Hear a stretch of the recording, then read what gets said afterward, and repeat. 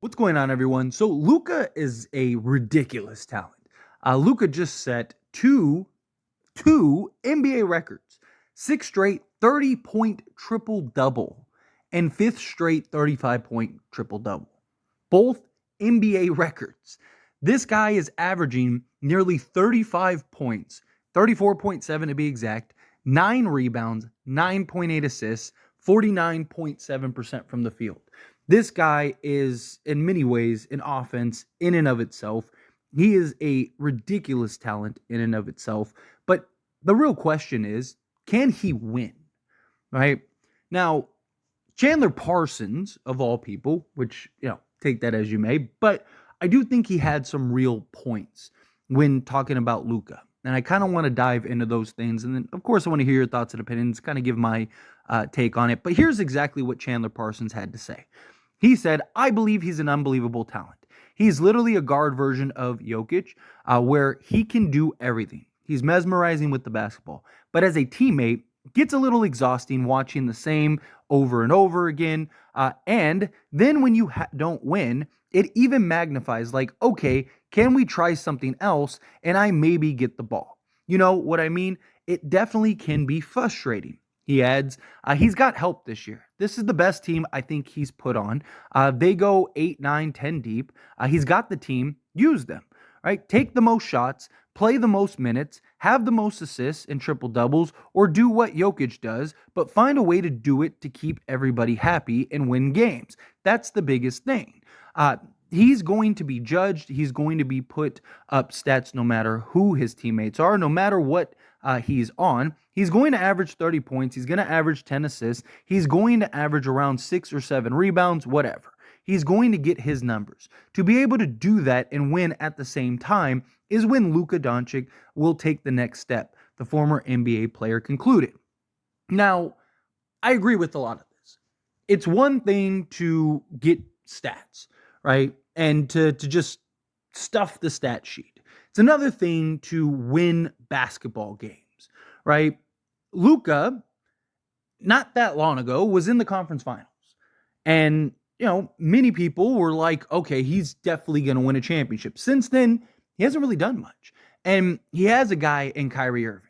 He has what many would perceive as talent on this roster. He got some nice moves at the trade deadline. I was not really sold on the construction of the roster in the offseason. I've made several videos diving into it. I don't think that it's the proper roster around Luka, if I'm being honest. I don't think Kyrie is the proper star around Luka, if I'm being honest. But there is a real question of, can Luka even play with another star, right? Like, if Luka was winning and they were, a top 3 seed, there wouldn't be this conversation. But they are the 8th seed right now, and they're only a game and a half of falling to the 9th. And if Steph didn't get hurt, might even be capable of falling to the 10th seed. And it's still not out of the realm of possibility that they end up in the 9th or 10th seed. He missed the postseason last year. He very well could miss the postseason this year, right? Even if he does finish as the 8th seed, you could lose 2 straight games and end up out of the playoffs. Now, he is only a game out of the 6th. Dallas is, and he's only 2.5 games out of 5th. So there's still plenty of room there, still ways that he could kind of move into maybe even the 5th seed, right? But what does he do once he gets to the postseason? And I don't mean him putting up stats. Again, he very likely could put up a ton of stats, but it's not translating to the success and it's not translating to the level of winning in which they need to win, right? You look at his assists and you're like, man, the guy, he's getting all these assists. He's sharing the basketball. He's moving the basketball. But when he is the high usage, ball dominant, ball heavy centric guy, it's very predictable, right? And, Chandler Parsons is talking about the players. And a lot of people are like, well, the players need to step up, right, around him. Like, he doesn't have the talent. But also, when they're just basically standing around waiting for Luka to decide what he wants and who he wants He's basically the dictator, right? Okay, I'm going to give, THJ the ball this time. I'm going to give Kyrie the ball this time. I'm going to throw a lob to life. It's up to Luka to decide what is going to happen rather than the ball continuing to move. You look at a guy like Jokic, he's putting up the stats, but it's leading to winning. He also doesn't dominate the ball to the level in which Luka dominates. I mean, Luka is one of the most high usage ball dominant players we have ever seen. And, look at a guy even like a Trae Young. He leads the league in assists every year. Yet it doesn't translate to winning because, again, very ball dominant. There's not constant ball movement. There's not constant worry about player B and C and D. It's, can you slow down Luka, right? What is Luka going to do with the basketball? Everyone else just kind of standing around. And even to an extent, LeBron had to kind of learn that as time went on, right? LeBron was putting up all these crazy stats. He at least led a team to a NBA Finals. He wasn't as ball dominant as Luka is, but he was the cog, right? He was the offense in and of itself. And then when he got to Miami, he had to learn to kind of be a little more passive at times because he had a Dwayne Wade. He had a Chris Bosh. He had, guys like Ray Allen, Shane Battier, Mike Miller, right? Mario Chum, right? He had to kind of evolve a little bit to being more trusting of teammates, but also to play off ball more and to play both sides and just kind of fit within a team rather than be the team. And it led to championships.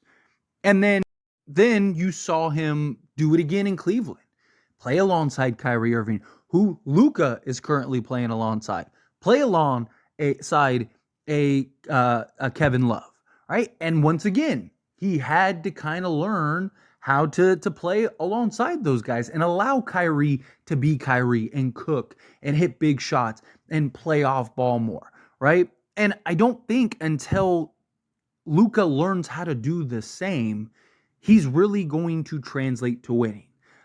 I just don't know and believe right now he can play with another star, right? Or another not even high usage guy, but a guy that needs the ball in his hands, right? I don't think Kyrie and Luka are going to work the way that they need it to work. There are moments where it looks brilliant, but it's a lot of you go, I go, you go, I go, and that's not a formula of success. Look at a lot of the top teams. The ball's constantly moving. Look at Denver, for example.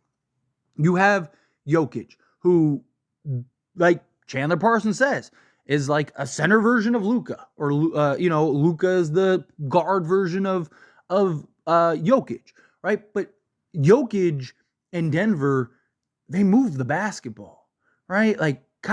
You have Jamal Murray, who's constantly penetrating, and he's a guy that's on ball, but he's willing to play off ball at times and can hit shots and be a slasher, an off-ball mover, right? You got KCP and Michael Porter Jr. and Aaron Gordon, who they still get to shine. And yes, Jokic can be the kind of engine, but he doesn't just only dominate the bat, and he's the one that's dictating everything.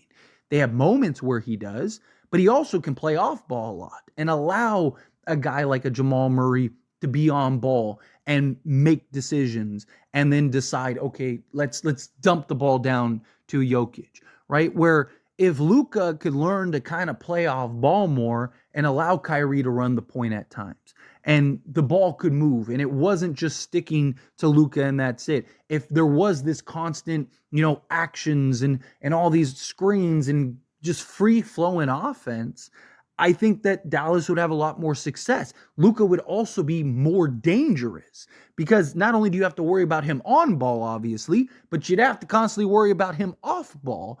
And he's got to learn to adapt in that way. I think either one of two things are the only ways that you're going to have success and potentially win a championship with Luka. This is just my opinion, but I just think we have enough to, this is a very educated opinion. It's not we have enough information to come to this conclusion, which is either A, you got to get another star that is excellent without the ball in their hands. Somebody like a Kevin Durant. Now, that's easier said than done. There's very few guys in the league that are like KD. But somebody that can go and drop 25, doesn't need a ton of shots, but is just such a crazy off-ball threat to where Luka can be on ball and he can just be a guy that he finds and just go get a bucket. Doesn't need a bunch of dribbles, right? Like, you know, younger, if Klay Thompson could go back in time, right? Like somebody like a Klay or a Steph, like somebody that doesn't need the ball but can constantly still be a threat and constantly still be somebody that can have an impact and be incredibly efficient without having to have the ball in their hands regularly. Guy like Kyrie is best when he has the basketball. The guy is an absolute wizard with the basketball in his hands. So I think you either need to get like a star like that, which again, who is that? Or you got to basically have Luka and then a bunch of high quality 3-and-D like top tier guys, but another guy that can take over in stretches. So you need somebody like, again, just names that are coming to mind. If you had something like a Luka alongside a like OG Anunoby, a Jeremy Grant, a Miles Turner, and then you had kind of that like 3-and-D. Like that's why Brunson was such a great fit, because he was a guy that could play off of Luka. You basically need two elite 3-and-D wings that can also go find a bucket if need be, like a guy like Jeremy Grant. A floor stretching big man that can also be a threat down low, and then have like that ideally point of attack 2 guard that can also take over when need be. Right? When Luka goes to the bench, he can kind of just find his shot and do his thing. I think that's the only way you're going to have true success with Luka, is you basically build the perfect team around him, or you get that other complementary star, right? And the problem is like, how many guys want to just stand around and watch Luka dance all game? That's something else too. Again, he's putting up a bunch of stats, but it's not translating to wins is the problem. But anyway, as always, this is a discussion. I pass a question on you. Let me know your thoughts and opinions down in the comments below. What do you think? Do you agree with my points? Do you disagree with my points? What are your thoughts on Luka? Again, this isn't to take away from his greatness or him as a player. He is an incredible talent. Incredible talent. But again, it's not translating to winning. You know, you could be the best player. I mean, you could put up the best. You could put Wilt numbers up. Right? He could be 50, 40, 40.